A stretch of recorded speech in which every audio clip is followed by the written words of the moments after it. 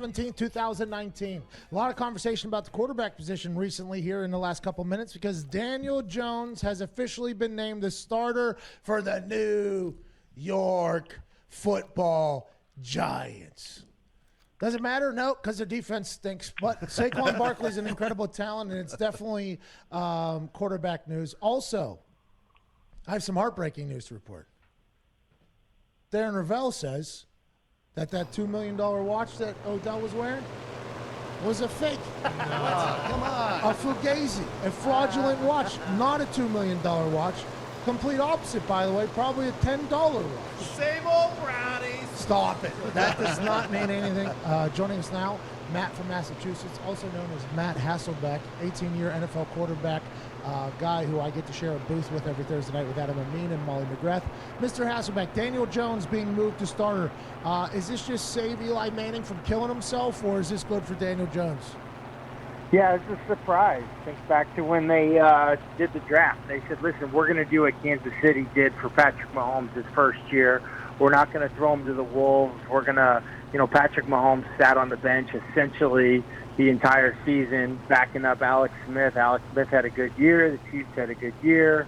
The next year, they unleashed Patrick Mahomes when he was ready. Ooh. But I think Daniel Jones played a little bit too well in the preseason. He played so well that they're kind of like, you know what? I don't know if we can wait for this guy. But like you said, Pat, I think the defense is the real problem for the New York Giants. I think they're ranked 28th in the NFL right now, and that was some of the worst defense I've ever seen against the Dallas Cowboys early this year. I have a question. Does preseason football stink? Like, when I say that, I mean, like, I've watched a lot of bad quarterbacks in my eyes go out and not do too shabby during preseason football, especially this year. There was nobody playing. Is preseason a really good indicator on how Daniel Jones is going to be? Because when he was drafted, the whole world lost their mind. What? We're drafting who? This kid stinks. I don't want this kid. He's so boring. What a loser. That's what people were saying. Then in preseason, he balls out and people start turning around. They're like, wait a minute, were we wrong here about Daniel Jones? But I'm arguing, ain't nobody playing preseason football anymore, Matt. You might be too old and too far out of the game to know this, but is that a really good indicator or not? Man, I don't even know where to start with what you just said. All right, one at a time. Dwayne Haskins was so good at Ohio State that people freaked out when the Giants didn't take Dwayne Haskins. He won a bunch of games. He broke all of Drew Brees' records. Daniel Jones couldn't even have a winning record at Duke. His team at Duke was awful. So it was like, dude, you couldn't turn Duke around. How are you going to turn the New York Giants around? So that's part of the reason everybody freaked out. Now, they freaked out too much, and then when he had the good preseason, they freaked out too much the other way. Oh. You know what I mean? So it's kind of a little bit of a market correction. So that's the first thing that I would say. Wow. The second thing is a lot of times in preseason games, and I would do this myself, like, you're just going to play about 7 to 10 snaps. So you're basically going in with his mindset of like, you know what, just don't get hurt. Just get out of here, don't get hurt. But you don't play that well. I saw Jimmy Garoppolo do this preseason. He looked really, really bad. Marcus Mariota looked really, really bad in the preseason because they've kind of taken this mindset of like, hey, I'm just coming into this game and I'm just sort of trying. Like, I don't want to get hurt. I don't want to get hurt. I think that's a terrible way to play. I've played in preseason games that way, and I've played awful. I've also played really, really well in preseason games when I thought it was my only chance to play. My first 3 years I was in Green Bay. I knew Brett Favre was the starting quarterback. I went in with the mindset like, dude, you are never going to see the freaking field again. You better ball out. This is your Super Bowl. And I played much better that way. And I think, I'm sure, that that's kind of the mindset that Daniel Jones probably took into this thing, this preseason. Like, hey, everyone thinks I'm the worst pick ever. They already told me 100 different ways. Eli's going to be the starter all season long. You just try to work on yourself. And he came out, had a little pride, has some ability, threw on time, has better weapons than he had at Duke, and he looked amazing in the preseason. So can you chalk it up as like, oh, you played great in the preseason, you're going to be great in the regular season? No, you can't. But there was enough there. I mean, he played as good as any quarterback could play in that preseason, and I think that's why they've accelerated the decision. Plus, they're 0-2, and they've looked just awful to start the season, and pressure's mounting. So there you go. Did you think that Eli is going to be upset about this? Or do you think he understands and saw the writing on the wall? Because, I mean, they tried to bench him before for Geno Smith. Very different situation here. They didn't spend a first-round pick on Geno Smith. He was brought in after getting punched in the mouth at at the Buffalo Bills. Right? Or was it where did he get punched in the face? Jets. Yeah. Yeah, in the locker room, he got punched in the face, which, by the way, I don't know the story behind it, but anytime your quarterback is getting punched in the face by somebody in the locker room, probably not a good locker room culture, if I had to guess. So it was a very different scene whenever Geno got brought in for Eli. It sounded like the Giants fans were like kind of upset about it. Not kind of, they were definitely upset about it. They thought they were disrespecting Eli. Eli handled it with grace, but I'm assuming behind the scenes, whenever he got called back in, he thought, okay, they kind of screwed me before, but I'm going to go ahead and get loose now and I'm going to play better. Do you think this is hard for an older quarterback to be told, like, hey, you know what? It's time, man. Just time. It's time to go ahead and go out to the pasture and watch this young, smarter bull kind of roam around with all the cows. Not your time anymore. Yeah, listen, I mean, it's complicated, right? It's not just a quick, simple answer. But I would say this: you'd rather people be straight up with you than be sort of like a cherry cake. Like, you know, you'd rather people be straight up and just say, hey, man, someone else gives us a better chance to win. Someone else is more mobile, and the way our offense is right now, what might help our run game more, what might help our offensive line more, is someone who can break a tackle, make something happen, you know, off-schedule plays, something like that. You would rather that than, you know, someone just say, hey, listen, there's going to be a statue of you outside this stadium someday. A bunch of us here are wearing Super Bowl rings because of you. So therefore, we just owe it to you. We're not going to replace you. Like that's, I think, unfair. That's even worse.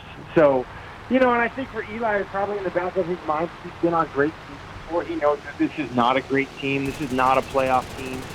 So he knows that, like, okay, you think I'm the problem? Like, and you'll never hear this from Eli Manning. He's too classy, whatever. He's too polished. But, you think I'm the problem? You think I'm the issue? Okay, well, I'll just sit out, and let's just see if that means we start winning games. And he probably knows that that's probably not what it equals. And so everyone will find out, like, okay, yeah, you know what, our bad. Maybe that wasn't the problem. But it's interesting, the timing. Week 3, I don't think anyone thought Week 3 would be the time. And he goes down to Tampa, which is not the most, you know, formidable opponent, but they're not terrible. You know, they're it's just kind of it seems like a benign matchup. You know, it's not like they're saying, hey, we need you to go into some, like, really, really tough situation.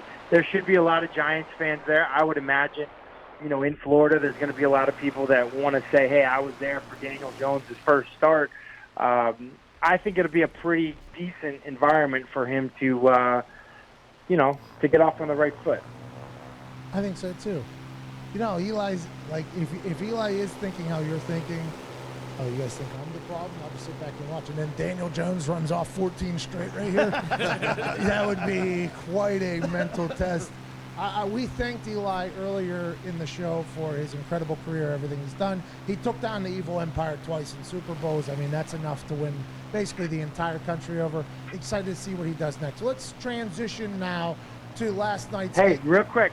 Any truth to the rumor of Eli to the Jets? What do you think? Oh, I didn't even think about that. They're on quarterback 7 right now, and the good thing. Have you heard that rumor, by the way?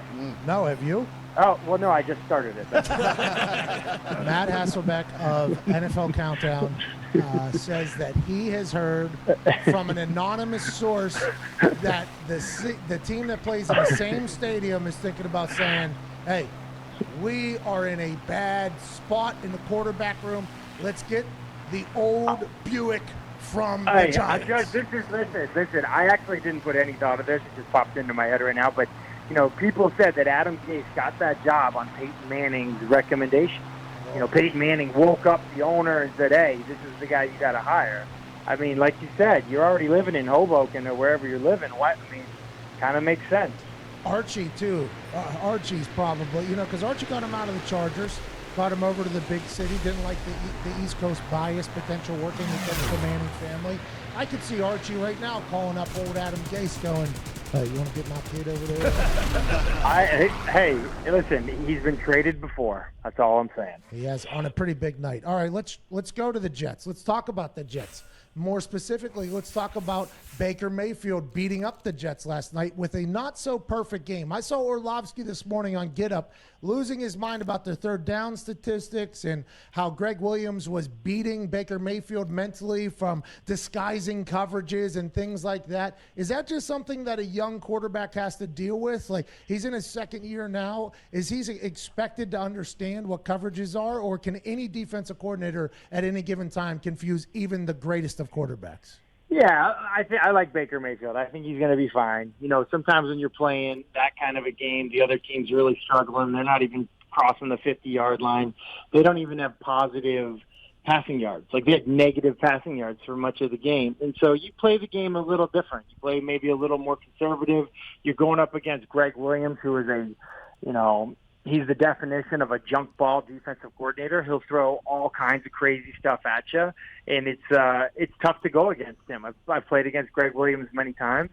He's one of the harder guys to game plan for because you really just don't know what you're going to get, and he's going to take risks. Like, he's a guy that hopes to score on defense. He's hoping for a sacked fumble on defense. And it's kind of a feast or famine. It's kind of a live by the sword, die by the sword defense.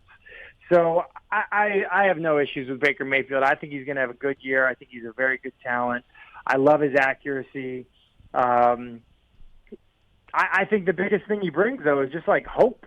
You know, and his teammates believe in him. Like, there's so many quarterbacks around the league right now. Like, you mentioned a quarterback getting punched in the face in the locker room. That's partly because the guys resent the fact that they don't believe in you as the quarterback. I think that's sort of the opposite of Baker Mayfield. Like, that